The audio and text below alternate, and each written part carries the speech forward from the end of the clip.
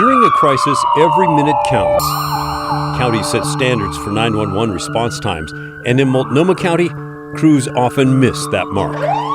We do have a problem. In August, American medical response teams were late to 1 out of every 4 calls classified as life-threatening.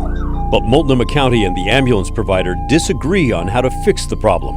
There is a staffing shortage, but there's also a long-standing requirement in the county for 2 paramedics per crew, a rarity across the country.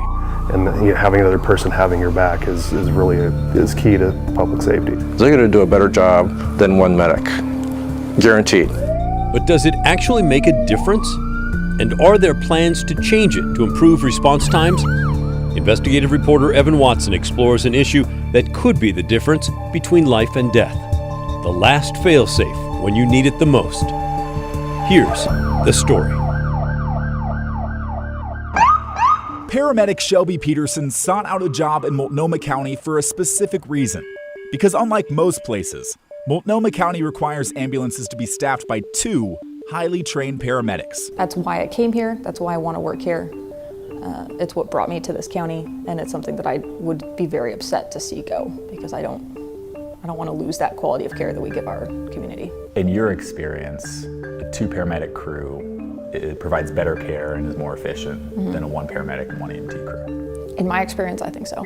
Shelby praises the 2 paramedic requirement, but that requirement's also blamed for the county's problems. With staffing shortages, EMS crews are frequently failing to get to emergencies on time. And this question of how to staff an ambulance is a source of tension between Multnomah County and EMS provider AMR.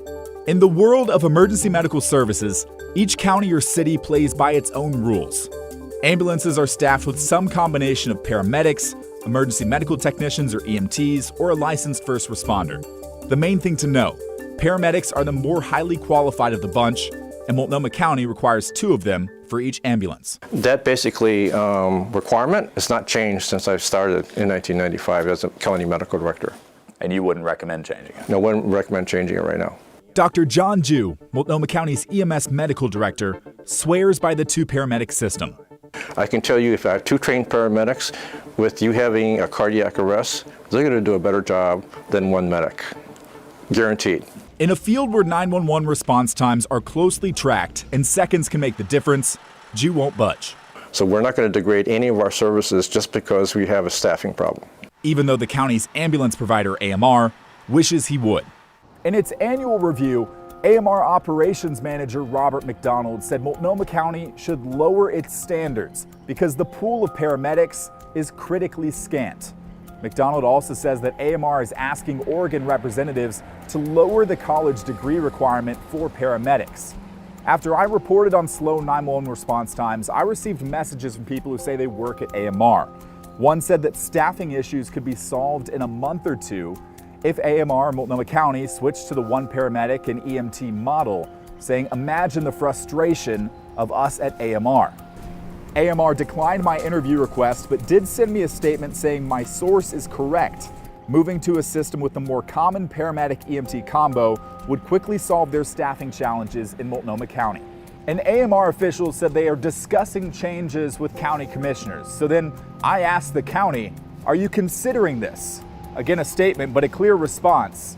Multnomah County does not intend to change its staffing standard for frontline ambulances. A county spokesperson said 2 paramedics are always better prepared, less stressed, and experience less fatigue and burnout than 1 paramedic working alone. Our community is best served with 2 paramedics, honestly, because when we have a critical call, there's 2 of us that are there able to communicate with each other. One of us might miss something, and having another person having your back is really is key to public safety. So, Tim Molman is a paramedic with AMR Multnomah County. He says the current system creates better paramedics, and he'd look at leaving if the county changed its requirements. I'm not trying to knock EMT basics at all. They're fantastic in what they're designed for. I just feel like sometimes when we're getting into the higher acuity calls, we need more people of higher training. Based on what you see every day in Portland and the kind of emergency situations you're responding to, having those 2 people is needed. Correct. I think so, yes. Multnomah County's 2 paramedic requirement is unique in Oregon. and increasingly rare when compared to other cities across the country. That's not as common now just because there's such a shortage. Thomas Moore is a junior partner at Fitch & Associates, an EMS consulting company. He says paramedic requirements are entirely location dependent. I'm not aware of any study or assessment that has suggested that having 2 paramedics is, say, better than having 1 paramedic. And as cities and counties lower their standards after struggling to hire and retain paramedics, he says there's another clear reason that ambulance providers would want to make that move. Candidly, is that it costs more to put 2 paramedics on an apparatus than to have 1 EMT and 1 paramedic. AMR's collective bargaining agreement with local unions sets the maximum pay for experienced EMTs at $61,000, while paramedics with that same experience would make $101,000. Shelby Peterson says she sees the argument for immediate relief. I do think changing the requirement would provide a short and fast increase to the number of ambulances on the road.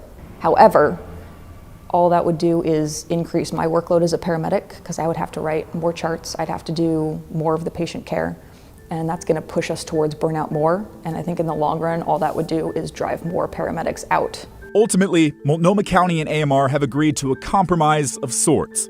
Starting this spring, AMR will staff basic life support or BLS teams, which are EMT crews with no paramedics to respond to minor situations.